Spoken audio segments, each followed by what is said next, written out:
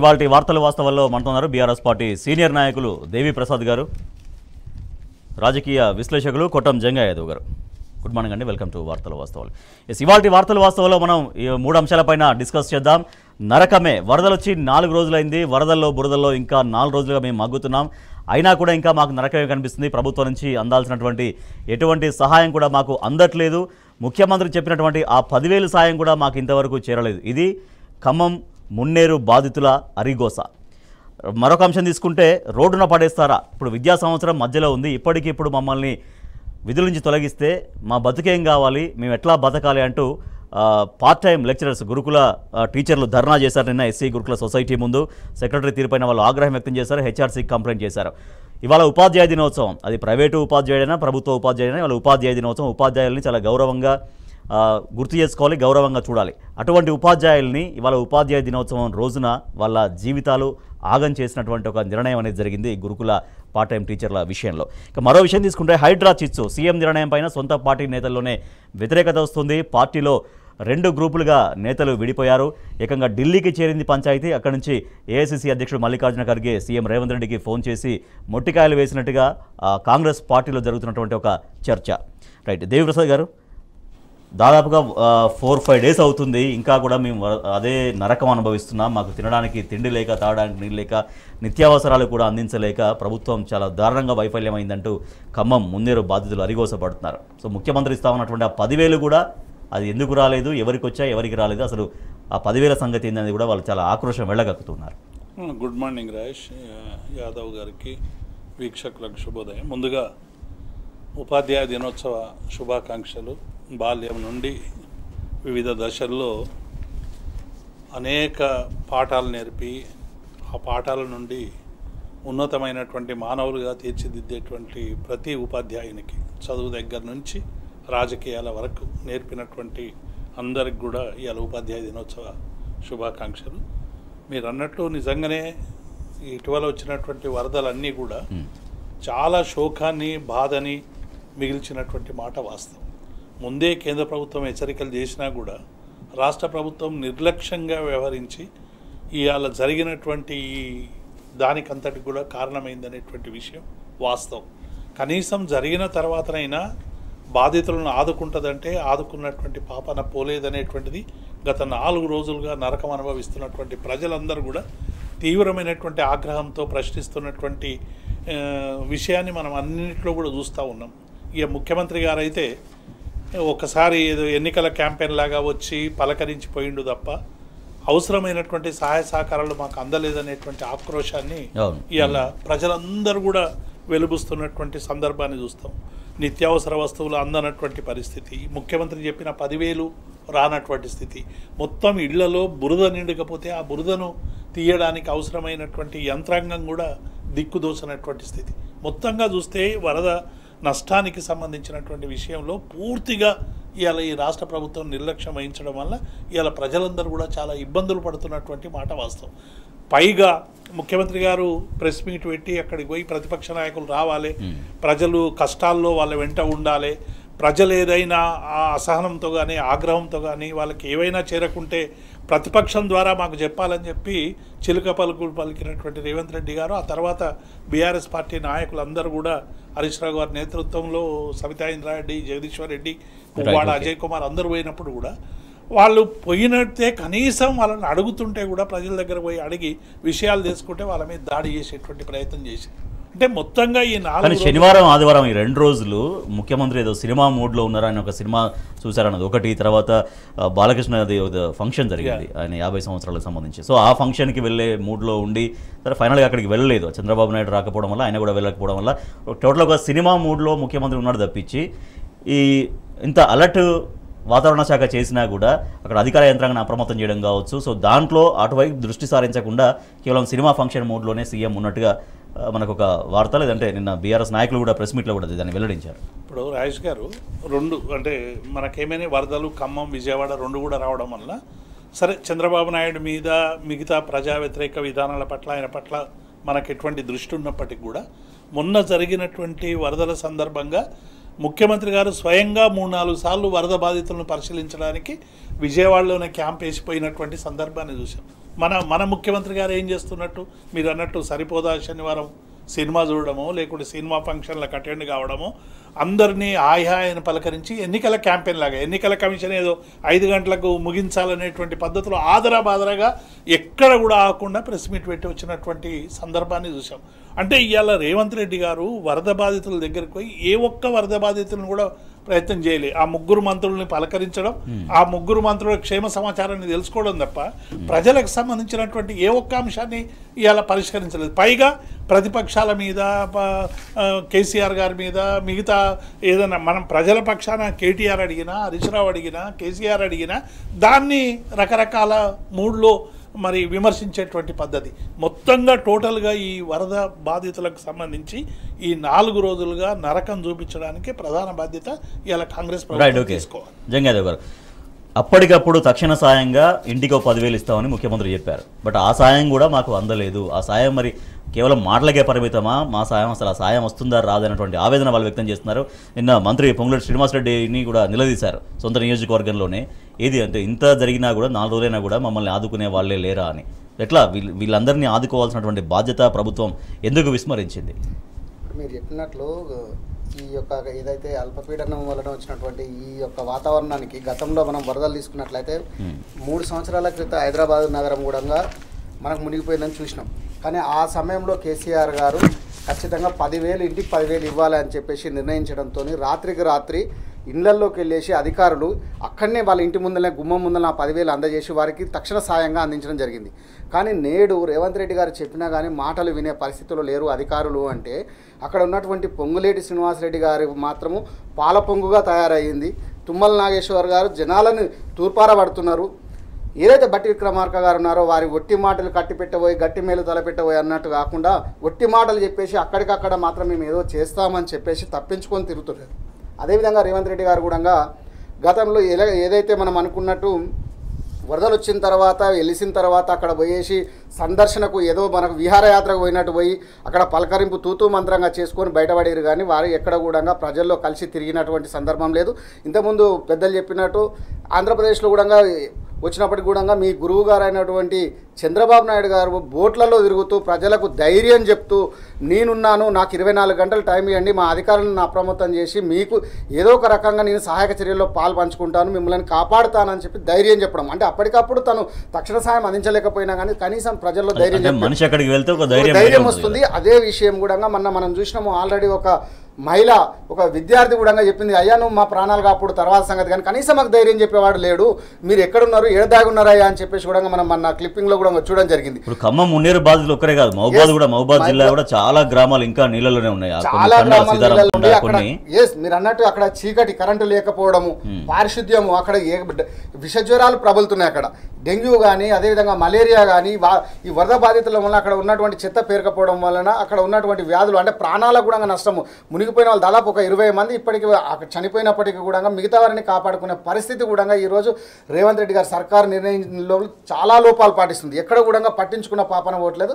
ఏదో ఎలక్షన్లలో మీరు అన్నట్టు పెద్దలు అన్నట్టు ఎలక్షన్లలో నా చేయి చూపించుకుంటూ హాయ్ బాయ్ అని చెప్పుకుంటూ పోయి వస్తాను చేస్తాను చూద్దాము అని చెప్పి మాటలకే పరిమితం అవుతారు. కానీ ఎక్కడ కూడా వారికి సహాయంగా అందించకపోగా వారి యొక్క జీవితాల్లో ఏదే విధంగా మేము చేస్తాము అని చెప్పి బయటపడుతున్నారు. కానీ మీరు తీసుకున్నట్లయితే ఇంకొక విషయం ఏంటంటే ఎక్కడ కూడా మీరు అన్నట్టు ఓన్లీ ఒక ఖమ్మం అంటున్నారు, కానీ తెలంగాణ వ్యాప్తంగా కూడా పంట నష్టాలు పోయి అక్కడ ఉన్నటువంటి గేదెలు కానీ ఆవులు కానీ చనిపోవడము, ప్రజల ప్రాణాలు నచ్చడం, ఇలా చాలా కొన్ని మాత్రమే మనం ఎగ్జాంపుల్గా ఖమ్మం చెప్పగలుగుతుంది. రాష్ట్ర వ్యాప్తంగా కూడా అదే పరిస్థితి ఉంది. కనుక తక్షణ చర్యలు తీసుకొని రేవంత్ రెడ్డి గారు కనీసం ప్రజలను కాపాడాల్సిన ధన మాన ప్రాణాలను కాపాడాల్సిన బాధ్యత ఏదైతే రాజకీయంగా ఖమ్మం జిల్లా తర్వాత మహబూబాద్ జిల్లా నల్గొండలోని కొంత ఆ జిల్లా చాలా ఎఫెక్ట్ అయింది. ఇంకా కూడా నీళ్ళలోనే చాలా గ్రామాలు తండాలు ఇంకా ఉన్నాయి అక్కడ.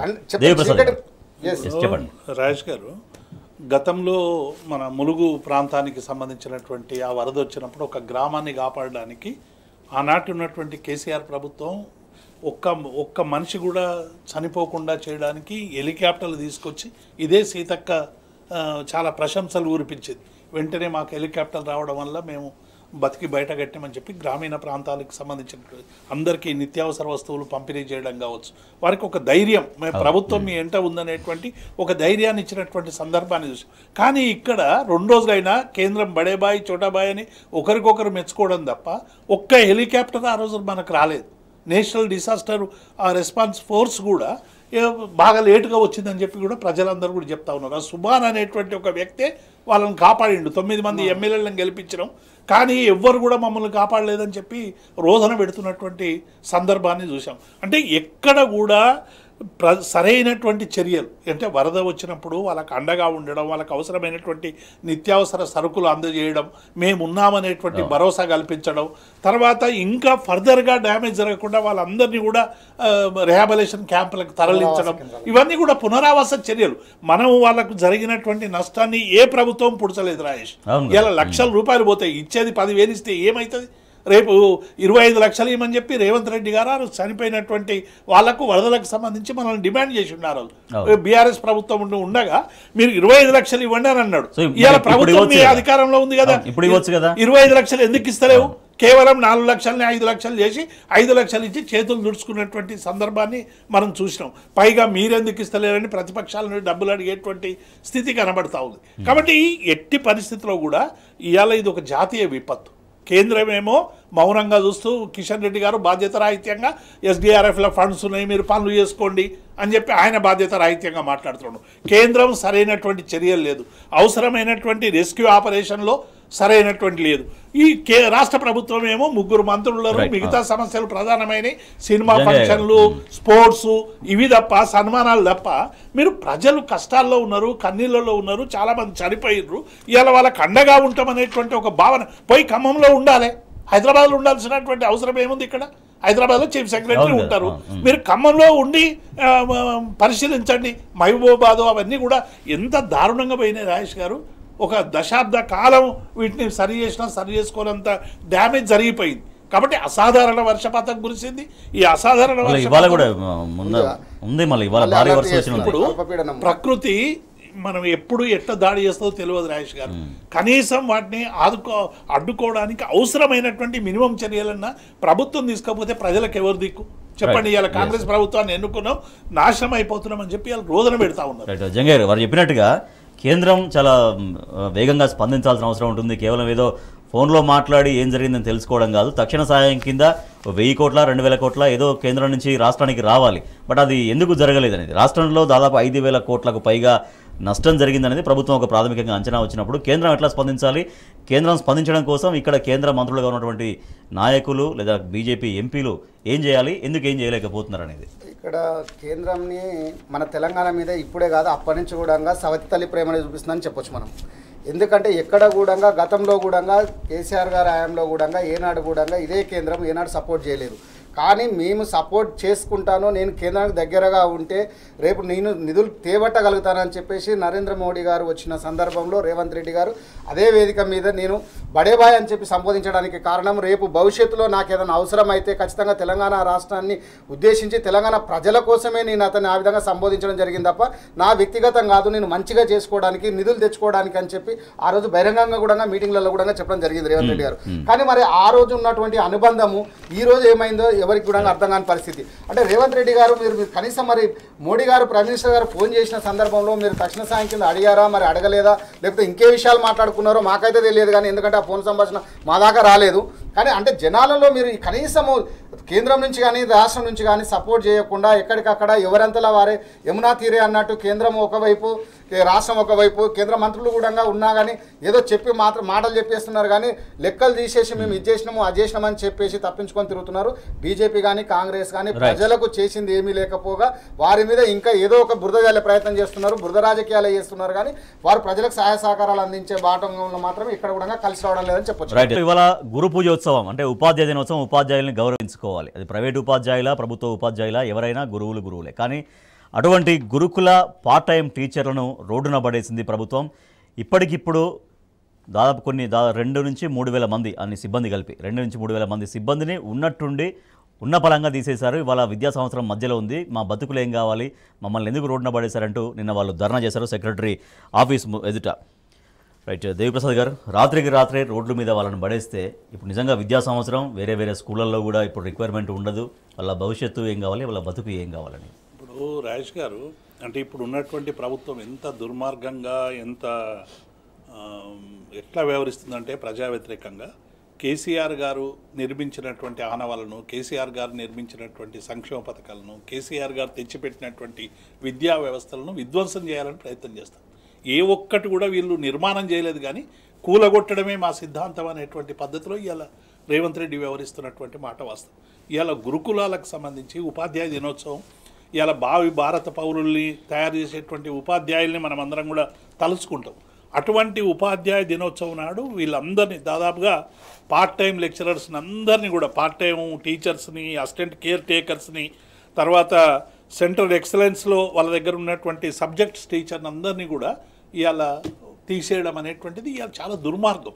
అసలు మధ్యలో వాళ్ళు 3 నెలలుగా జీతాలు రాలేదు, జీతాలు అడుగుతున్నందుకు జీవితమే లేకుండా చేసి పడేసి, వాళ్ళు 3 నెలలు మా జీతాలు రావాలి, జీతాలు ఇవ్వండి అని అడిగితే మొత్తంగా వాళ్ళ జీవితాలను తీసేసేటువంటి ప్రయత్నం. జీతాలు అడగడం వల్ల ప్రభుత్వానికి కోపం వచ్చిందా? అంతే కదా. ఇప్పుడు గురుకులాలను తీసేసి ఏదో విద్యా వ్యవస్థ పెడుతున్నాం, విద్యా కమిషన్ పెడుతున్నాం, ఒక విద్యావేత్తను తీసుకొచ్చి ఎమ్మెల్సీగా చేసినాం. ఇవన్నీ చేస్తే గతంలో కంటే మెరుగు కావాలి. గతంలో 1000 స్కూల్ ఉంటే 1500 స్కూల్ కావాలి. గతంలో 5 సబ్జెక్టులు ఉంటే 6 సబ్జెక్టులు పోవాలి. విద్యా వ్యవస్థ మెరుగుపడన్నా ఇటువంటి అన్ని చేసినందుకు తక్కువ కావన్నా. ఇవాళ ఏం జరుగుతూ ఉంది? విద్యా కమిషన్ పేరు మీద విధ్వంసం జరుగుతున్నది కదా. ఇవాళ గురుకులాల టీచర్లను తొలగిస్తే ఏ ఒక్క విద్యావేత్త ఎందుకు మాట్లాడాలి కదా. ఇవాళ పెద్ద వాళ్ళందరూ మేధావులందరూ కూడా ఇవాళ ఇంతమంది రోడ్డు మీద పడతా ఉంటే, వీళ్ళందరినీ తీసేస్తూ ఉంటే కనీసం నోరు మెరుపుతలేరు. ఇదే జనరంజక పాలన, ఇదే ప్రజాపాలన. కాబట్టి ఇవాళ కాంగ్రెస్ ప్రభుత్వం చేస్తున్నదంతా కూడా రెగ్యులర్ ఉపాధ్యాయులతో సమానంగా పనిచేస్తున్నారు. వాళ్ళు గతంలో ఇక్కడ చదివిన వాళ్ళందరూ కూడా డాక్టర్లు, ఇంజనీర్లు, శాస్త్రవేత్తలు, పెద్ద ఆఫీసర్లు అయినరు. మళ్ళీ ఈరోజు ఎస్సీ ఎస్టీ బీసీ పిల్లలందరినీ కూడా మళ్ళీ పశువుల కాపరి చేయాలన్నా ఇంకోటి చేయాలని రేవంత్ రెడ్డి ఆలోచిస్తూ ఉన్నాడు. బడుగు బలహీన వర్గాలకి చైతన్యం వస్తే ఎక్కడ మమ్మల్ని ప్రశ్నిస్తారు, ఎక్కడ అడుగుతారో, ఎక్కడ సమాజ మార్పు కోసం పనిచేస్తారో, దానివల్ల మాకు ఇబ్బందులు వస్తాయో అనే భావనతో ఇవాళ గురుకులాలన్నీ కూడా విధ్వంసం చేసేటువంటి ప్రయత్నం చేస్తూ ఉన్నారు. కాబట్టి ఇవాళ కేసీఆర్ గారి మీద కోపం ఉంటే మీరు రాజకీయ రణక్షేత్రంలో తేల్చుకోండి. కానీ కేసీఆర్ గారు వేలాది మంది విద్యార్థులకు ఇవాళ మంచి విద్యను అందించాలి, ఉన్నత విద్యను అందించాలి, డ్రాప్ అవుట్స్ ఉండొద్దని పెద్ద ఎత్తున ఇవాళ విద్యా వ్యవస్థను ఒక సమున్నతమైనటువంటిగా తీర్చిదిద్ది దేశంలోనే ఆదర్శవంతంగా తీర్చిదిద్దినటువంటి తెలంగాణ రెసిడెన్షియల్ స్కూల్ను విధ్వంసం చేయడానికి వీళ్ళకు ఏమవుతుంది అనేటువంటిది ఇవాళ అందరూ కూడా ప్రశ్నించాల్సినటువంటి అవసరం ఉంది. నిజంగా దీంట్లో మానవీయ కోణం ఉండాలి. అంటే అప్పటిదాకా ఉన్నటువంటి ఉద్యోగుల్ని అప్పటికప్పుడు తీసేస్తే నిజంగా వాళ్ళు ఎట్లా బతకాలి, వాళ్ళ కుటుంబం వాళ్ళపైన ఆధారపడి ఉంటుంది, ఇవన్నీ కూడా ఆలోచించాలి. బట్ అట్లా సింగిల్ స్ట్రోక్ తోటే దాదాపు ఒక 2 నుంచి 3 వేల మందిని తీసేస్తే వాళ్ళ భవిష్యత్తు ఏంది, వాళ్ళ బతికింది అనేది. సో ఈ మేరకు నిన్న హరీష్ రావుని కలిసి వాళ్ళు గోడువెల్ల వేసుకుంటే ఆయన అప్పటికప్పుడే ముఖ్యమంత్రి రేవంత్ రెడ్డికి బహిరంగ లేఖ రాశారు. వీళ్ళని ఎందుకు ఇట్లా అన్యాయం చేశారు, ఆగం చేశారు అంటూ కూడా. అంటే ఇక్కడ ఇంతకుముందు పెద్దలు చెప్పినట్టు రేవంత్ రెడ్డి గారు ఉపాధ్యాయులకు అంటే ఈరోజు గురుకుల పాఠశాల ఏదైతే టీచర్స్కి ఇచ్చారో ఇది సెప్టెంబర్ 5వ తారీఖు సర్వేపల్లి రాధాకృష్ణ బర్త్డే సందర్భంగా మనము టీచర్స్ డేగా జరుపుకుంటున్న ప్రతి టీచర్కి కూడా వారు ఇచ్చినటువంటి గౌరవం కానీ అదేవిధంగా వారికి ఇచ్చినటువంటి పురస్కారం అని చెప్పొచ్చు టీచర్స్కి అందరికీ కూడా. ఎందుకంటే ఏదైతే 2000 మందిని వారిని తీసేయడమే కాకుండా మిగతా వారికి కూడా ముందు జాగ్రత్త చర్యగా ఒక హింట్ ఇవ్వడం జరిగిందని మనం స్పష్టంగా చెప్పొచ్చు. ఇంతకుముందు పెద్దలు చెప్పినట్టు గురుకుల పాఠశాలలు ఎస్సీ ఎస్టీ బీసీ మైనారిటీ ఏదైతే అనగారిన వర్గాలు చదువుకోలేని పరిస్థితిలో, కార్పొరేట్లో ఫీజులు కట్టలేని పరిస్థితిలో ఉన్నటువంటి వారిని ఈరోజు నిజంగా ఒక ఉన్నతమైన రేపు దేశానికి వీళ్ళు ఒక వెన్నుముక అనే ఒక ఉద్దేశంతో కేసీఆర్ గారు తెలంగాణ వచ్చిన తర్వాత ఉన్నటువంటి వాటిని 1400 దాదాపు రెసిడెన్షియల్ పాఠశాలలుగా తీర్చిదిద్ది ప్రతి ఒక్కరిని ఒక ఆయుధంగా తయారు చేసినటువంటి సందర్భంలో ఈరోజు రేవంత్ రెడ్డి గారు వాటిని నామరూపాలు లేకుండా చేస్తాను కేసీఆర్ గారు అన్నందుకు గురుకుల పాఠశాలలు ఏదైతే ఆర్ఎస్ ప్రవీణ్ కుమార్ గారు ఇన్ఛార్జ్గా ఉండి దాన్ని ఎంత పటిష్టం అంటే దాన్ని ఎవరు ఏం చేయలేనంత స్థాయికి తీసుకెళ్ళినా దాన్ని ఈరోజు పేకమెడలాగా కూల్చాలని ఒక ఆలోచన విధానంతో అందులో ఉన్నటువంటి టీచర్స్ని తీసేసి ఒక టీచర్ని తీసేస్తే వారి కుటుంబం మొత్తం కూడా రోడ్డున పడుతుంది. ఎందుకంటే టీచర్ ఒక్కడే కానీ అక్కడ ఉన్నటువంటి వారి మీద ఆధారపడినటువంటి తల్లిదండ్రులు కానీ వారి భార్య పిల్లలు కానివ్వండి వారి యొక్క కింద ఉన్నటువంటి ప్రతి ఒక్కరు కూడా అంటే వారి అందరినీ రోడ్డు పాలన చేస్తూ 2-3 నెలల నుంచి జీతాలు రాకపోతే జీతాలు రాకని ఇబ్బంది పడుతుంటే ఏకంగా జీవితమే లేకుండా చేస్తే వాళ్ళు నిజంగా 2000 మందిని ఎంత ఇబ్బంది అంటున్నారు. పడతారు దాదాపు భవిష్యత్తుకు మొత్తం సంబంధించి. పార్ట్ టైం టీచర్స్ కానీ పార్ట్ టైం లెక్చరర్స్ గా దాదాపు 6200 మందిని తీసివేయడం జరిగింది. యాక్చువల్లీ 2000 మంది అని మనం అంటున్నాం, కానీ లెక్చరర్స్ గా మిగతా వారిని తీసుకున్నట్లయితే 6200 మందిని ఒక్క జీవోతోని ఈ రోజు రోడ్డు మీద వేయడం, రాత్రికి రాత్రి, అది కూడా ముందు ఎలాంటి ఇంటిమేషన్ లేకుండా కనీసం వారికి వేరే ప్రత్యామ్నాయంగా ఇంకొక చూపించైనా చేసి ఉంటే బాగుంటుండే. ఇదే మనం తీసుకున్నట్లయితే ఏదైతే విద్యా వాలంటీర్ వ్యవస్థ అని చెప్పేసి ఏదైతే పక్క రాష్ట్రంలో మనం తీసుకుంటే నిజంగా కూడా అప్పుడు గతంలో వాళ్ళు చెప్పారు మేము ఇది తీసేస్తే నిక్షణ ప్రత్యామ్నాయంగా చూపిస్తామన్నారు. ఇదే జగన్మోహన్ రెడ్డి గారు పెట్టినటువంటి దానిని వారు ప్రత్యామ్నాయంగా తీస్తూ ఈ రోజు చంద్రబాబు నాయుడు గారు వారికి ఇంకొకసారి చూపించడం జరిగింది మార్గం. కానీ ఈ రోజు రేవంత్ రెడ్డి గారు ఏదీ లేకుండా ఏదో కక్షపూరిత ధోరణిగా మీరు ఉండొద్దు అనే ఒక ఆలోచన విధానంతో టీచర్స్ అంటే తనకేదో కోపం అన్నట్టు రాత్రి జీవో ఇచ్చేసి 6200 మందిని రోడ్డు పాలన చేయడం వల్ల ఈరోజు రేవంత్ రెడ్డి గారి మీద ఉన్నటువంటి గౌరవం కూడా టీచర్స్లో కానీ మిగతా వారిలో కూడా కానీ వాళ్ళ విద్యార్థులు ఎంతోమంది ఆ టీచర్స్ దగ్గర చదువుకొని ఈరోజు మేము ఆ సార్మూలనే ఈరోజు ఈ స్థాయికి ఎదిగినాం అనుకున్న వారికి కూడా తెలుస్తుంది రేవంత్ రెడ్డి గారి నైజం ఏంది. గతంలో ఎలక్షన్లలో మాత్రమే ఏదో మేము చేసేస్తాము ఉద్ధరిస్తామని చెప్పి ఈరోజు మాట తప్పి మా మీదనే ఆగం చేస్తున్నారని చెప్పి ఆలోచిస్తున్నారు. ప్రతి ఒక్కరికి కూడా తెలిసిపోతుంది.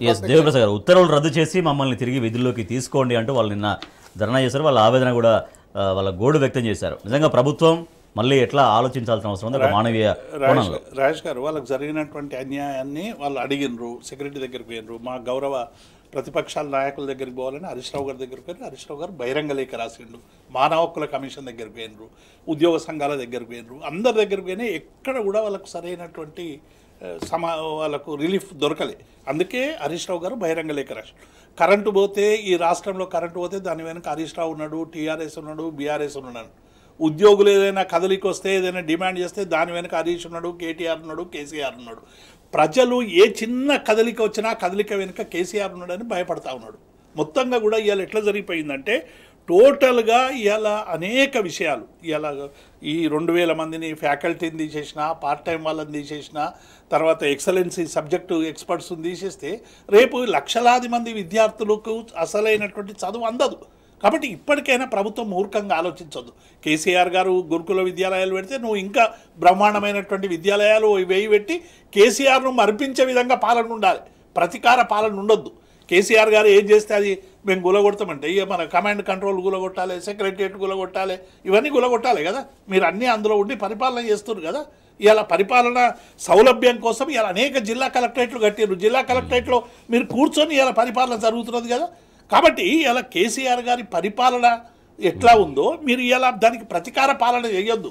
మీరు దానికంటే మెరుగైనటువంటి పాలన అందించాలని ఇలా ప్రజలు డిమాండ్ చేస్తారు. ఒకవైపు శాంతి భద్రతల పరిస్థితి మనం చూస్తూనే ఉన్నాం. నిన్న జైనూరులో ఒక ఆదివాసీ మహిళ మీద ఒక ఆటో వాళ్ళ లైంగిక వేధింపులు చేస్తే దానికి సంబంధించినటువంటి ఇప్పటి వరకు సరైనటువంటి చర్యలు లేవు. అది ఒక్కటే కాదు, గురుకులాలలో 38 మంది విద్యార్థులు ఇప్పటి వరకు చనిపోయినటువంటి సందర్భాన్ని చూసినాం. అందబాలికలో మలక్పేటలో ఒక అమ్మాయి మీద జరిగినటువంటి సందర్భాన్ని చూసినాం. ఇంటర్నేషనల్ స్కూల్లో ఒక 6 సంవత్సరాల పసిపాప మీద జరిగినటువంటి దాడిని చూసినాం.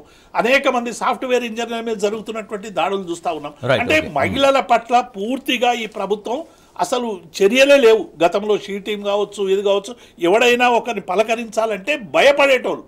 మొత్తం భయం తేలిపోయింది. ఇవాళ మహిళల పట్ల పూర్తిగా నిర్లక్ష్య వైఖరి జరుగుతూ ఉంది. కాబట్టి ఇప్పటికైనా పరిపాలన మీద దృష్టి పెట్టండి. మీరు ప్రతీకార పాలన చేద్దురు, ప్రతీకార పాలన ఎన్నికల్లో చేసుకుందాం, ఎవరికి ఎవరు ఓట్లు వేస్తారనేది తర్వాత సంగతి. కానీ ఇలా ప్రజాపాలన మీద దృష్టి పెట్టండి, ప్రజా సమస్యలు పరిష్కరించండి, శాంతి భద్రతలు పెట్టండి, మహిళలకు గౌరవం ఇవ్వండి అని మేము డిమాండ్ చేస్తాం. వారు చెప్పినట్టుగా వ్యవస్థల్ని బలోపేతం చేయాలి, వ్యవస్థల్ని ఇంకా మరింత అప్డేట్ చేసి దాన్ని ఇంకా స్ట్రెంథన్ చేయాల్సిన అవసరం ఉంటుంది. అది శాంతి భద్రతల, గురుకులాల, వైద్యమా, ఇంకోట. సో ఆ రకంగా ప్రభుత్వం ఆలోచన చేయాలి. కానీ వాళ్ళ గురుకులాలని ధ్వంసం చేసే కుట్ర జరుగుతోంది. దాంట్లో భాగంగానే వాళ్ళ అప్పటికప్పుడు ఉన్నటువంటి గెస్ట్ ఫ్యాకల్టీని తీయడం కావచ్చు, తర్వాత గురుకులాల్లో సరైన నాణ్యమైన ఆహారం అందకపోవడం, విద్యార్థులు బాధపడడం, ఇబ్బంది పడడం, కొంతమంది పాము కాట్ల గురి కావడం, సూసైడ్ చేసుకోవడం, ఇవన్నీ కూడా వదిలేశారనేది ఒక చర్చ. ఇది 100%. ఎందుకంటే విద్యాశాఖ మంత్రి ఉంటే కనీసం దాన్ని చూసుకునేడానికి అవకాశం ఉంటుండే. కానీ విద్యాశాఖ కానీ ఏదైతే హోమ్ మినిస్టర్ కానీ ఇలాంటి పదవులు తన దగ్గర పెట్టుకొని తన మీద అన్నిటి మీద కమాండింగ్ లేకపోవడం వల్లనే ఇలాంటి సమస్యలు ఉత్పన్నమవుతున్నాయి. నిజంగా కూడా గురుకులంలో ఏదైతే ఉంటుందో ఇప్పుడు మనం గతంలో తీసుకున్న దానికి ఇప్పుడు కంపారిజన్ చేసినట్లయితే ఆల్రెడీ ఎన్నోసార్లు పేపర్లో కానీ మీడియాలో కూడా చూడడం జరిగింది. ఎలుకలు వచ్చేసి వారికి కొరకడం, అదేవిధంగా విష జ్వరాలు ప్రబలడం, అక్కడ అన్నం కూడా కరెక్ట్ లేకపోవడము, అంటే ఇట్లా ప్రతి దాంట్లో ఎందెందు వెతికినా అందందే సందేహం అన్నట్టు ప్రతి చోట కూడా వైఫల్యమే కనపడుతుంది, కానీ డెవలప్మెంట్ కూడా ఎక్కడ కూడా లేదు. కానీ ఏది లేని పరిస్థితి నుంచి ఒక ఉన్నతమైన స్థానానికి తీసుకొచ్చినటువంటిది గత ప్రభుత్వం. కనీసం దాన్ని కాపాడుకోండి బాబు అంటే కూడా కాపాడుకునే పరిస్థితిలో, దాన్ని డెవలప్మెంట్ చేసే పరిస్థితిలో లేదు. కానీ భవిష్యత్తులో రేపు ఇలానే జరిగితే మాత్రం రేపు భవిష్యత్తులో పిల్లల యొక్క జీవితాలు ఆగమయ్యే పరిస్థితి కనపడుతుంది. ప్రస్తుతం మనతో మాట్లాడేందుకు బీఆర్ఎస్ పార్టీ నాయకులు, గతంలో గురుకుల వ్యవస్థను చాలా సమర్థవంతంగా తీర్చిదిద్దినటువంటి అధికారి ఆర్ఎస్ ప్రవీణ్ కుమార్ గారు మనకు ఫోన్లో ఉన్నారు. గుడ్ మార్నింగ్ ప్రవీణ్ కుమార్ గారు. గుడ్ మార్నింగ్ అండి. రైట్, గురుకులాలని మొత్తం ధ్వంసం చేసే కుట్ర జరుగుతుందంటే నిన్న మీరు ప్రెస్ మీట్లో కూడా మాట్లాడారు. సో ఎందుకు అంటే విద్యార్థులకు రకరకాల ఇబ్బందులు జరుగుతున్నా కూడా ఆ వ్యవస్థను సరిగా పట్టించుకోకపోవడం, తర్వాత నిన్న ఒకే స్ట్రోక్తో దాదాపు 2 నుంచి 3 వేల ఇంకా దాని పైన మరి ఆ సిబ్బందిని, ఆ గెస్ట్ ఫ్యాకల్టీని మొత్తం తీసేయడం. సో ఎందుకు ఇటువంటి నిర్ణయాలు జరుగుతున్నాయి, ఎందుకు వ్యవస్థను సరిగా పట్టించుకోలేకపోతున్నారు? ముఖ్యమంత్రి గారు రేవంత్ రెడ్డి గారు కేసీఆర్ గారి ఆనవాళ్ళు లేకుండా చేస్తా అని చెప్పి గత 9 నెలల క్రితం ఏదైతే చెప్పిండో ఆ స్టేట్మెంట్ ను తూచా తప్పకుండా పాటిస్తున్నాడు అనేది దీంతో అర్థమవుతున్నది. అది ఆయన వల్ల కాదు, ఇంపాసిబుల్. ఆయన ఇవాళ గురుకుల పాఠశాలను ఇబ్బంది పెడతలేవు, కానీ ఆ గురుకుల విద్యార్థుల్లో కేసీఆర్ ప్రభుత్వం చేసిన మంచి పనులు కానీ వాళ్ళ అభివృద్ధికి వారు చేసిన సపోర్ట్ కానీ దాన్ని తీసేయలేదు. అయితే విషయం ఏంటంటే ఇప్పుడు ఎవరైనా రాజశేఖర రెడ్డి గారి టైంలో ఫీ రియంబర్స్ స్కీమ్ ఉండింది, కేసీఆర్ గారి టైంలో కూడా దాన్ని కంటిన్యూ చేసిండు, దాన్ని ఇంకా ఇంప్రూవ్ చేసిండు. రాజశేఖర రెడ్డి గారి టైంలో ఆరోగ్యశ్రీ ఉండింది, కేసీఆర్ గారి టైంలో కూడా ఆరోగ్యశ్రీ కంటిన్యూ అయింది, దాన్ని ఇంకా ఇంప్రూవ్ చేసిండు. కానీ ఇప్పుడు ప్రభుత్వం ఏం చేస్తుందంటే ఆ గురుకుల వ్యవస్థను పూర్తిగా విధ్వంసం చేయాలని చూస్తుంది. అసలు ఎందుకు ముఖ్యమంత్రి గారికి ఈ శాఖ, మరి ఆ శాఖకు అధిపతి కూడా ఆయనే, ఈ శాఖ మంత్రి కూడా వారే. సో వాటిప్పుడు ఎందుకు ఆయన దీని గురించి ఆలోచిస్తలేడు? అసలు మొత్తం గురుకులాల్లో విద్యార్థులు చదువుకుంటే తల్లిదండ్రులకు గురుకులాలకు మధ్యలో, తల్లిదండ్రులకు పిల్లలకు మధ్యలో సంబంధాలు కట్ అవుతాయని అంటున్నారు. అంటే ముఖ్యమంత్రి giving confusing signals to officer. దానివల్ల ఏమవుతుందంటే ఆఫీసర్లు ఇష్టారాజ్యాలు వ్యవహరిస్తున్నారు. ఉదాహరణకు ఇప్పుడు ఒక స్కూల్లో రెగ్యులర్ టీచర్ వచ్చినప్పుడు ఆ టీచర్ లేనప్పుడు పనిచేసిన పార్ట్ టైం టీచర్ ఆటోమేటిక్ గా బయటికి వెళ్ళిపోతాడు ఆయన. కానీ ఇక్కడ జరిగింది ఏంటంటే నిన్న ఈ 2000 మందిని కక్ష కట్టి వాళ్ళందరినీ రేపటి నుంచి డ్యూటీలకు రావద్దని చెప్తే వాళ్ళంతా రోడ్ల మీద పడ్డారు. 2000 కుటుంబాలు. అదే విధంగా 2 లక్షల మంది విద్యార్థులు ఎస్సీ గురుకులాలు ఉన్నారు. నేను మళ్ళీ ఎందుకు రిపీట్ చేస్తున్నా అంటే కేసీఆర్ గారి టైంలో 38 ప్రతిభా పాఠశాల అంటే సెంటర్స్ ఆఫ్ ఎక్సలెన్స్ పెట్టి 100 నుంచి 1000 దాకా డాక్టర్లను తయారు చేశారు. ఉమ్మడి ఆంధ్రప్రదేశ్ లో కేవలం 3 అయింది సంవత్సరానికి డాక్టర్లు. నేను దానికి కూడా సాక్షి. నేను ఉమ్మడి ఆంధ్రప్రదేశ్ లో కూడా గురుకులాలకు 2 సంవత్సరాలు సెక్రటరీగా పనిచేసిన. అప్పుడు కేవలం సంవత్సరానికి 3-4 డాక్టర్లు అయితే గొప్ప మొత్తం ఆంధ్రప్రదేశ్ కలిపి. ఇవాళ తెలంగాణలో కేసీఆర్ గారు పాలసీ ప్రకారం పెట్టిన ప్రతిభా పాఠశాలల్లో ఒక్కొక్క పాఠశాల నుంచి 200-300 డాక్టర్లు కూడా అవుతున్నారు. అలాంటి సెంటర్స్ ఆఫ్ ఎక్సలెన్స్ నుంచి రాత్రి అడిషనల్ స్టాఫ్ తీసేసిండ్రు. ఏమన్నంటే దీనికి గవర్నమెంట్ జీవో లేదంటారు. అరే సొసైటీ 1984లో ఎన్టీఆర్ గారు పెట్టినప్పుడే ఈ సొసైటీ అసలు గవర్నమెంట్ సోషల్ వెల్ఫేర్ డిపార్ట్మెంట్ గానే పెట్టిండొచ్చుగా, దీన్ని సొసైటీకి ఎందుకు మార్చారు? రైట్ ప్రవీణ్ కుమార్ గారు, అంటే రాత్రికి రాత్రి 2,000కు పైగా ఇట్లా ఉపాధ్యాయులని, గెస్ట్ ఫ్యాకల్టీలను తీసేస్తే ఇప్పటికే విద్యార్థులు అక్కడ సరైన సౌకర్యాలు అందక ఇబ్బంది పడుతున్నారు. ఒకటి ఆ అందే విద్య కూడా ఇప్పుడు అందకుండా పోతుంది కదా, మరి ఇప్పటికిప్పుడు మళ్ళీ వేరే వాళ్ళని ఫిల్ చేయడం అనేది పాసిబుల్ కాదేమో. ఆ గ్యాప్ విద్యార్థులకు ఎడ్యుకేషన్ దెబ్బతినదా? తప్పకుండా దెబ్బతింటుంది అండి. వాళ్ళు ఇలా ఏడుస్తున్నారు. ఇప్పుడు మీరు చూడండి, ఇప్పుడు గొర్రెలు కాసే కుటుంబాల నుంచి, బర్రెలు కాసే కుటుంబాల నుంచి, బోళ్లు దుమ్ముకునే కుటుంబాలు, రోడ్ల మీద గుడిసెలు వేసుకొని బతికే కుటుంబాల నుంచి అత్యంత ప్రతిభావంతులైన బిడ్డలు, పేదరికం ఉన్న వాళ్ళందరూ బాగుపడాలని ఇలా వాళ్ళందరినీ సెంటర్స్ ఆఫ్ ఎక్సలెన్స్ లోకి తీసుకొచ్చినాం. ఇప్పుడు క్రీడా పాఠశాలకు తీసుకొచ్చినాం. పిల్లలందరూ ఏడుస్తున్నారు, మా సార్లు లేరు, మరి ఏంటో చదవాలి. ఇలా నిన్న ఒక ఆర్డర్ చూసిన వీళ్ళది, మంచిర్యాలలో పనిచేస్తున్న టీచర్ అంట 3 రోజులు మంచిర్యాల చేయాలంట, 3 రోజులు చెన్నూరులో చేయాలంట. రామగుండంలో పనిచేస్తున్న టీచరు 3 రోజులు రామగుండంలో చేయాలంట, 3 రోజులు ఇంకొక సుల్తానాబాద్లో పనిచేయాలంట. ఎట్లా వీలవుతుందండి? 3 రోజులు టీచర్లు ఇట్లా జగిలు చేసుకుంటూ కూర్చుంటే వాళ్ళకి చదువు ఎప్పుడు చెప్తారు? అయినా మీకు పోస్టులు 2000 మంది వాళ్ళను ఎందుకు తీసేసిండ్రు? దానికి ఆన్సర్ లేదు. క్రీడా పాఠశాలలు 24 పెట్టిండ్రు. బాక్సింగ్, బ్యాడ్మింటన్ అన్ని పోయినాయి. పిల్లలు ఎట్లా చదువుకోవాలి? Right. Thank you so much Praveen Kumar garu. Thank you so much.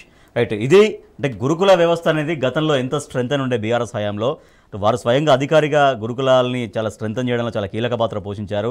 గురుకులాలని ఎట్లా విద్యార్థులకు అక్కడ పౌష్టికాహారం దగ్గర నుంచి మొదలుకొని వాళ్ళకు విద్య విషయంలో తర్వాత అదర్ యాక్టివిటీస్ విషయంలో కూడా ఎట్లా ప్రోత్సహించారనేది అందరికీ తెలిసిన విషయమే. అటువంటి వ్యవస్థని ఇవాళ ఈ ప్రభుత్వం పూర్తిగా భ్రష్టు పట్టించేటువంటి స్థితికి తీసుకెళ్తుందనేది అందరూ కూడా చాలా ఆగ్రహం వ్యక్తం చేస్తున్నారు. కాంగ్రెస్లో హైడ్రా చిచ్చు, సొంత పార్టీ నేతలే ముఖ్యమంత్రి నిర్ణయాన్ని వ్యతిరేకిస్తున్నారు. పార్టీలో 2 గ్రూపులుగా నేతలు విడిపోయారని, ఏకంగా పంచాయతీ ఢిల్లీకి చేరిందని, ఆ ఢిల్లీ నుంచి ఎందుకంటే ప్రజల నుంచి వ్యతిరేకత వస్తుంది కాబట్టి కాంగ్రెస్ పార్టీకి చాలా దెబ్బతింటుంది రాబోయే రోజుల్లో, కాబట్టి ఆ ఢిల్లీకి కంప్లైంట్ చేయడం, ఢిల్లీ నుంచి ఏం జరుగుతుంది రాష్ట్రంలో అంటూ ముఖ్యమంత్రి రేవంత్ రెడ్డిని ఏఐసీసీ పెద్దలు మందలించినట్టుగా ఒక చర్చ జరుగుతుంది. అదొక అంశం. అయితే ప్రజల నుంచి కూడా చాలా తీవ్రమైన వ్యతిరేకత రావడం, ఎందుకంటే ఎప్పటి నుంచో ఉన్నటువంటి వాటిపైన కోర్టులకు వెళ్తే స్టే తెచ్చుకుంటే కూడా ఆ స్టేల్ని కూడా లెక్క చేయకుండా సర్కారు ముందుకెళ్తోందంటూ ప్రజలు కూడా చాలా ఆగ్రహం వ్యక్తం చేస్తున్నారు. దేవిప్రసాద్ గారు, అటు సొంత పార్టీలో వ్యతిరేకత, ఇటు ప్రజల నుంచి కూడా చాలా స్థాయిలో వ్యతిరేకత. సరే, ఆక్రమణలు నిజంగా ఆక్రమించుకుంటే దాన్ని తీసేయడం ఓకే, బట్ ఎన్నో సంవత్సరాల నుంచి ఇక్కడ ఉన్నప్పటికీ కూడా ఒక మానవీయ కోణంలో ఉండాల్సినటువంటి అవసరం ఉంటుంది అనేది ప్రజలు చెప్తున్నటువంటి ఒక మాట. ఇప్పుడు రాజేష్ గారు, రేవంత్ రెడ్డిని కాంగ్రెస్ సరిగ్గా అర్థం చేసుకున్నట్టు కనబడతలేదు. కాంగ్రెస్ వాళ్ళు అందరూ ఏం గులగొట్టాడు వాళ్ళు. ఆయన ఈ హైడ్రా తెచ్చింది ఏంటంటే ప్రతిపక్ష నేతల్ని బెదిరించడానికి, ప్రతిపక్షాల మీద దాడి చేయడానికి, సామాన్య ప్రజలకు సంబంధించినటువంటి ఇళ్లను నిరాశ్రయులుగా మార్చడానికి చేస్తున్నటువంటి ప్రయత్నం. ఏదో పల్లం రాజు పేరు చెప్పుకోవడానికి ఉంటుంది కాబట్టి పల్లం రాజుది గులగొట్టినామని అంటారు. ఇవాళ మహేందర్ రెడ్డిది కావచ్చు, లేకుంటే శ్రీనివాసరెడ్డిది కావచ్చు, ఇట్లా చాలామంది పేర్లు వచ్చినాయి. మీరు ఎక్కడైనా మీ బుల్డోజర్కు సంబంధించినటువంటి చర్యలు ఏ ఒక్క కాంగ్రెస్ నాయకుని మీద లేవు. ఇది చాలా స్పష్టం. ఇవాళ అనేక మంది పల్లంరాజు కూడా పాక్షికంగానే కూల్చినట్టుగానే మామూలుగా ఇట్లా తడిమిర్రు దాన్ని. తర్వాత మీరు గతంలో అయ్యప్ప సొసైటీ దగ్గర కేసీఆర్ గారి ప్రభుత్వంలో అక్కడ అన్ని కబ్జాలు జరుగుతున్నాయని చెప్పి కూలగొట్టడానికి పోతే కోర్టుకు తెచ్చి స్టే తెచ్చుకున్నప్పుడు ఇదే రేవంత్ రెడ్డి గారు ఏం మాట్లాడారో మనం అందరం కూడా చూసినాం. 200, 300, 400 గజాల్లో కట్టుకుంటే వాళ్ళు ద్రోవులా, ఆల్రెడీ నిబంధనలు ఉన్నాయి, రెగ్యులరైజేషన్ చేసే నిబంధనలు ఉన్నాయి, మీరు కట్ ఆఫ్ డేట్ పెట్టండి అని చెప్పి చాలా చిలక పలుకులు పలికిన రేవంత్ రెడ్డి ఇలా అధికారంలోకి వచ్చింది కదా. మీరు హైడ్రాలో కూలగొట్టడానికి మీకు ఉన్నటువంటి కట్ ఆఫ్ డేట్ ఏంది? ఎఫ్టీఎల్ మార్క్ చేసినరా, బఫర్ జోన్ మార్క్ చేసినరా? మరి మీరు ఏ విధానాలు అవలంబిస్తున్నారు? ఏ విధానాలు మీరు ఏం చెప్పకుండా స్టేట్ అవేగా చట్టబద్ధత లేని ఒక సంస్థను తెచ్చి దేశంలో ఇక రాష్ట్రంలో అన్ని వ్యవస్థలు బేకారు, ఒక హైడ్రా మాత్రమే వ్యవస్థ కొనసాగుతుందని చెప్పి మిగతా వ్యవస్థలన్నింటినీ కూడా చిన్న చూపు చూసేటువంటి ప్రయత్నం చేస్తుండు. ఇలా జిహెచ్ఎంసీ మరిన్ని పవర్స్ కూడా హైడ్రాకి ఇవ్వబోతున్నట్టుగా ఒక చర్చ జరుగుతుంది. మిగతా వ్యవస్థలన్నీ విధ్వంసం చేస్తున్నాడు రాజేష్ గారు. ఇలా జిహెచ్ఎంసీకి సంబంధించి అక్యుపేషన్ సర్టిఫికేట్ ఇచ్చినా, ఎన్ఓసి ఇచ్చినా, లేకుంటే ఎలక్ట్రిసిటీ కరెంటు విద్యుత్ వినియోగానికి ఇచ్చినా, లేకుంటే డ్రైనేజ్ కనెక్షన్స్ సివరేజ్ బోర్డు ఇచ్చినా, ఇవన్నీ ప్రభుత్వం ఇచ్చినాయే కదా. ప్రభుత్వం ఇచ్చినటువంటి మీరు నిబంధనల్ని, ప్రభుత్వం ఇచ్చినటువంటి ఆర్డర్లనే మీరు కూల్చే పని చేస్తూ ఉన్నారు. దీనికి కారణం ఏంది? సామాన్య మానవులు ఏదో డబ్బులు తెచ్చుకొని తృణమోపరం అమ్ముకొని హైదరాబాద్ నగరంలో ఒక గూడు ఉండాలని మధ్యతరగతి ప్రజలు కలగంటారు. మీరు ఇవాళ హైడ్రాని మొత్తం కూడా హైడ్రామాగా చేసి ఇవాళ బెదిరించడానికి, బ్లాక్మెయిల్ చేయడానికి, ఎన్నికల్లో డబ్బు వసూలు చేసుకోవడానికి ప్రభుత్వం అంటే ఇక వచ్చేస్తుంది. ప్రభుత్వం కట్టే మీరు ఈ 9 నెలల్లో ఈ 10 ఇళ్ళు కట్టినాం, ఈ 10 బిల్డింగులు కట్టినాం అనేది లేదు. మేము 100 ఇళ్ళు గీడ కూల్చినాం, 50 ఇళ్ళు ఆడ కూల్చినాం అంటే ఇదే పని తప్ప ఇంకేమైనా ఉన్నదా మీరు? కాబట్టి ఇప్పటికైనా హైడ్రాకు ఒక చట్టబద్ధత కల్పించండి, ప్రతిపక్ష నేతలతో మాట్లాడండి, విధి విధానాలు పెట్టండి, కట్ ఆఫ్ డేట్ ఏదో పెట్టండి, ఎఫ్టీఎల్ మార్క్ చేయండి, ఉన్నాయి ఇడిచిపెట్టండి, ఉన్నాయి కులగొట్టచ్చు, ఏం తొందర లేదు. ఎఫ్టీఎల్లో ఉన్న కబ్జాలు అన్నింటినీ తీసేయండి. కానీ ఫర్దర్గా ఎక్కడెక్కడ కొనొద్దో మొత్తం ప్రజలకు చెప్పండి. కోట్లాది మంది ఇలా ఆందోళన ఎంతున్నారు, అయ్యో హైడ్రాలు ఉన్నదా, మళ్ళీ ఇంకొక వ్యవస్థ వచ్చింది, హైడ్రా దగ్గరికి పోయి క్లియరెన్స్ తీసుకోవాలని బాధలో ఉన్నారు. కాబట్టి దీన్ని స్పష్టం చేయాల్సిన బాధ్యత ఉంది. రైట్, జంగాదేవ్ గారు, పార్టీలో ఇంటర్నల్గా పార్టీలో ఇటువంటి చర్యలకు పాల్పడితే, ఒక సంచలనం కోసం ఏదో చేస్తే ప్రజల నుంచి కాంగ్రెస్ పార్టీకి వ్యతిరేకత వస్తుందనేది కాంగ్రెస్ పార్టీలో జరుగుతున్నటువంటి చర్చ. ముఖ్యమంత్రి రేవంత్ రెడ్డి నిర్ణయం పట్ల 2 గ్రూపులుగా విడిపోయారనేది ఒక వార్త. బట్ అదే వారు చెప్పినట్టుగా ప్రజల్లో ఒక భయాందోళనలు, ఇప్పటిదాకా మేము ఉన్న ఇల్లు నిజంగా ఇప్పుడు ఎఫ్టీఎల్లో ఉందా, బఫర్ జోన్లో ఉందా, మరి మాకేమి చూసుకోకుండా ఉన్నాం, పర్మిషన్లు ఇస్తే కొన్నాం అనేది ప్రజలు. రేపు పొద్దున నిజంగా వారు అన్నట్టు ఎక్కడెక్కడ కొనాలి, ఎక్కడెక్కడ కొనొద్దు, ఇవన్నీ కూడా ప్రజలకు చెప్తే బాగుంటుంది అనేది ఇప్పుడు వాస్తవం అండి. ఎందుకంటే ఇంతకుముందు పెద్దలు చెప్పినట్టు అయ్యప్ప సొసైటీలో గత ప్రభుత్వంలో ఉన్నప్పుడు ఉన్నటువంటి ఆక్రమణలు జరిగినాయి ఇందులో అని చెప్పేసి చెప్తే సామాన్యుని మీద మీ యొక్క ప్రతాపం ఎందుకు? పార్టీది ఏదైనా చట్టంలోనే క్లియర్గా ఉంది. ఎక్కడ కూడా ఆల్రెడీ చట్టంలో మనకు అక్రమాలు జరిగితే దాన్ని క్రమబద్ధీకరించుకోవడానికి ఎల్ఆర్ఎస్ అని, బీఆర్ఎస్ అని, బిల్డింగ్ రెగ్యులేషన్ చెప్పేసి మనం కట్టుకొని దాన్ని రెగ్యులరైజ్ చేసుకోవడానికి అవకాశం ఉంటుంది, చట్టబద్ధ కల్పించుకోవడానికి అవకాశం ఉంది. కానీ ఈరోజు అలాంటిది మరి ఈరోజు ఆ చట్టం కింద తీసేసిరా ఏందో రాజ్యాంగంలో నాకైతే తెలియదు. ఎందుకంటే ఆ రోజు చెప్పినటువంటిది చట్టంలో ఉన్నది, మరి ఈరోజు ఆ చట్టం ఎక్కడ పోయింది మీకు కనపడట్లేదా వాస్తవానికి రేవంత్ రెడ్డి గారు? అదేవిధంగా మీరు పొంగులేటి శ్రీనివాసరెడ్డి గారు కానివ్వండి, లేదంటే తుమ్మల నాగేశ్వరరావు గారు కానివ్వండి, ఎన్నో జంట జలాశయాల పక్కన కూడా ఆల్రెడీ ఎన్నో ఫామ్ హౌజులు చూస్తున్నాం మనము. ఆల్రెడీ ఖమ్మంలో కూడా ఎస్ఆర్ ఫంక్షన్ హాల్ అని చెప్పేసి కట్టుకున్నాడు శ్రీనివాసరెడ్డి గారు. ఆ నాగార్జున సాగర్ ప్రాజెక్ట్ పక్కకే అని చెప్పేసి చెప్పడం కూడా ఆల్రెడీ సాక్ష్యాధారాలతో సహా బయట పెట్టడం కూడా జరిగింది మనం నిన్న చూసిన సందర్భంలో. అంటే ఇట్లాంటి సాక్ష్యాలు చూపిస్తే కూడా మీరు వాటిని ఎక్కడ కూడా మీ మంత్రులను కానీ ఎన్కేసుకొచ్చుకుంటున్నారు కాంగ్రెస్ నాయకులని. కానీ మిగతా పార్టీ అంటే ఏదైతే రాజకీయ కక్షపూరితంగా మీరు చెప్పిన వాళ్ళు ఇంటేనేమో మంచిది, వినకపోతే మాత్రం మీకు ఇదే అని చెప్పేసి బూచోడు వస్తున్నాడు, అన్నం తినబెట్టాలన్నట్టు పిల్లలకు భయపెట్టినట్టు మీరు రాజకీయ నాయకుల మీద యొక్క మీ ప్రయోగం చేస్తున్నారు. కానీ దానివలన సామాన్యుడు ఇబ్బంది పడుతున్నాడు. ఎందుకంటే ఉన్నవాళ్ళు ఎట్లాగో పోతే సరే 1000 కోట్లు ఉన్నవానికి 100 కోట్లు పోయినా పెద్ద పట్టించుకోరు. కానీ కనీసం 200 గజాలు 150 గజాలలో ఉన్నటువంటి వారు ఇలా ఆఫీసుల చుట్టూ తిరుగుతూ ఉంటుందా పోదని రాత్రిపూట నిద్రలేక ఇంట్లో ఉన్నటువంటి ఎవరైనా కాగితాలు పెట్టి కన్నా అప్పు తెచ్చుకుందామంటే తీసేటువంటి పరిస్థితులు లేవు. అంటే ఇట్లా వీరు సామాన్యులు చట్టబద్ధంగా కోర్టుకు వెళ్లే అవకాశాన్ని కూడా ప్రజలకు ఇవ్వట్లేదని, లేదంటే కోర్టుకు వెళ్లి కోర్టు స్టే ఇచ్చినా కూడా న్యాయస్థానాలను కూడా గౌరవించట్లేరు అనేది కూడా ప్రజలు. రేవంత్ రెడ్డి గారికి వెన్నతో పెట్టిన విద్య ఎవరు ఏం చెప్పినా తను అనుకున్నదే చేస్తాడు తప్ప ఎక్కడ కూడా ఎవరిని పట్టించుకున్నట్టు లేదు. అదేవిధంగా మీకు ఎగ్జాంపుల్ చెప్పాలంటే రేవంత్ రెడ్డి గారు ఈ రోజు నిజంగా చెప్పాలంటే కొడంగల్లో మీరు చూసినట్లయితే ఒక పేపర్లో చూసినాం మనము, బడుగులపై దాష్టికమని. ఏదైతే ఈ రాజేందర్ రెడ్డి గారు కానివ్వండి, ఇది ఇక్కడ ఉన్నటువంటి మనం చూసుకున్నట్లయితే ఈ చింతలదన్ని అనే గ్రామంలో ఉన్నటువంటిది మద్దూరు మండలంలో బీరప్ప యాదవ్ అనే అతను ఆల్రెడీ ఆర్మీలో ఉంటూ జవాన్గా ఉంటూ 20 ఏళ్ళ కింద ఇల్లు కట్టుకొని ఒక చిన్న గృహంలో ఉంటే దాని మీద ఈ యొక్క సామాజిక వర్గం ఏదైతే ఉందో దాడి చేస్తూ కేసు పెట్టేసి 1000 గజాల స్థలాన్ని ఆక్రమించుకోవడానికి చేస్తున్నారు. అంటే సొంత నియోజకవర్గంలో కూడా కబ్జాలకు ప్రయత్నం చేస్తున్నటువంటి వారి మీద చర్య లేదు. కానీ ఎప్పుడో గతంలో జరిగినటువంటి దాన్ని మీరు యాక్షన్ తీసేసుకొని ఈరోజు జనాలని గందరగోళం చేస్తూ వారి యొక్క బతుకుల మీద నీళ్లు చల్లే ప్రయత్నం చేస్తున్నారు. మీరేదో పాలల్లో ముంస్తారో నీళ్ళలో ముంస్తారో అని చెప్పేసి మీకు ఓటేస్తే మీరు మాత్రం నీళ్ళలోనే ముంస్తున్నారు. జనాల నీళ్ళ వాళ్ళని ఆల్రెడీ వదిలేస్తున్నారు. అక్రమంగా కూడా వారిని పట్టించుకున్న పాపన ఓట్లేదు. ఇప్పుడు హైకోర్టు చాలా స్పష్టంగా ఆర్డర్ ఇచ్చింది రాజేష్ గారు, మీరు అన్ని పత్రాలు చూసి వాళ్ళకి నోటీసులు ఇచ్చి ఒకవేళ అక్రమం ఉంటే కూల్చేయండి. హైకోర్టుకు సంబంధించినటువంటి ఆదేశాలు నేను పట్టించుకుంటలేడు. ఎందుకు పట్టించుకుంటలేదు అంటే మనం రేవంత్ రెడ్డి గారు మనస్తత్వం చూసినాం. కవిత గారు రిలీజ్ అయినటువంటి సందర్భంలో ఆమెకు బెయిల్ వస్తే కూడా సుప్రీంకోర్టు జడ్జినే అంటే ఎట్లా మొట్టికాయలు పడ్డాయో మనం సుప్రీంకోర్టు అంటే మన ముఖ్యమంత్రిగా ముఖ్యమంత్రి ఏం మాట్లాడాలి ఏం మాట్లాడవద్దు అనేటువంటి విషయంలో సరైనటువంటి లైన్ లేదు వాళ్ళకు. అందుకే ఇలా ఏమి వ్యవస్థలన్నింటినీ కూడా కూల్చేసే పని చేస్తుండు, విధ్వంసం చేసే పని చేస్తూ ఉన్నాడు. వ్యవస్థల మీద విశ్వాసం కలిగించండి రేవంత్ రెడ్డి గారు, వ్యవస్థల్ని బలోపేతం చేయండి, వ్యవస్థల వల్ల ప్రజలకు లాభం పొందేటట్టు చేయండి, సామాన్య ప్రజలకు ప్రభుత్వం అండగా ఉంటుందని నిరూపించండి తప్ప మీరు సామాన్య ప్రజల్ని మేము ఎట్లయినా బతుకు నుండి బజార్లకు ఇడుస్తాం, పెద్ద పెద్ద బాబులను అందరినీ కూడా సురక్షితంగా కాపాడుతామనేటువంటి మీ విధానాలు మారండి అంటున్నాం మేము. అందుకే ఇవాళ మేధావుల్ని కానీ ఇవాళ కాంగ్రెస్ పార్టీని అధికారంలోకి తీసుకురావడానికి రెడ్ కార్పెట్ వేసిన మేధావులకు అందరికీ కూడా మేము చేసే విజ్ఞప్తి ఏంటంటే ఇవాళ గురుకులాల టీచర్లు రోడ్ల మీద పడ్డారు, మీరు 6 గ్యారంటీలు అమలైతలేవు, అనేక మంది మహిళల మీద ఇంత అత్యాచారాలు జరుగుతూ ఉన్నాయి, మరి హైడ్రా మీద ఇన్ని హైడ్రామాలు జరుగుతున్నాయి, వీటి మీద నోరిప్పండి, కనీసం